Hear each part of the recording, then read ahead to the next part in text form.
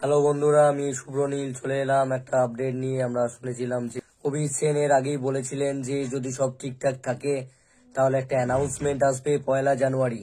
অভিজিৎ সেন বলা ভুল, মানে বেঙ্গল টকিজের তরফ থেকে বা অতনু রায়চৌধুরীর তরফ থেকেও আমরা ইন্টারভিউয়ে দেখেছি, বা একটা ইন্টারভিউ ছাড়াও আমরা আপডেট পেয়েছিলাম যে আসতে চলেছে বিভিন্ন রিভিউয়ার্স এর তরফ থেকে। তবে দেবদা কিন্তু একটু আগে বলে দিয়েছেন যে একটা ছবি আবারও আসতে চলেছে এই ট্রায়োর, মানে অতনু রায়চৌধুরী, অভিজিৎ সেন এবং দেবদার।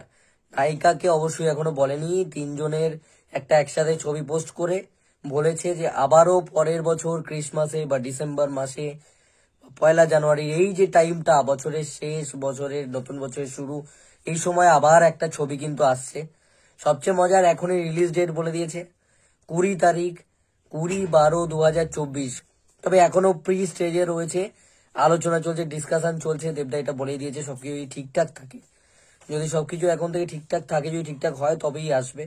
তবে আসার চান্সটাই বেশি, যেক্ষেত্রে পোস্ট করে দিয়েছে সেক্ষেত্রে সন্দেহের কোনো জায়গা নেই। এবং যেভাবে এনারা হিট দিচ্ছেন, তাদের না আসারও কোনো কারণ নেই, আসবেই।